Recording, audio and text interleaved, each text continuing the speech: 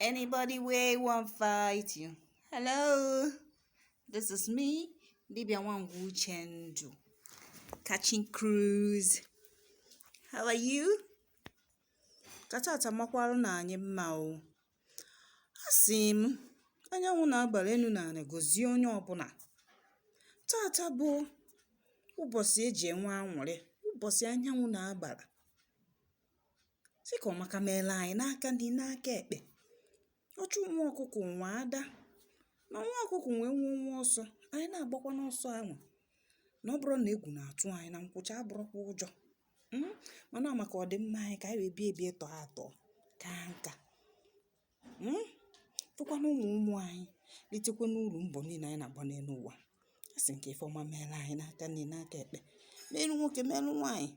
Nwa mmụọ emegbu na nwa mmadụ ma nwa mmadụ emegbu na nwa mmụọ. Ọrịa dị ya. Ise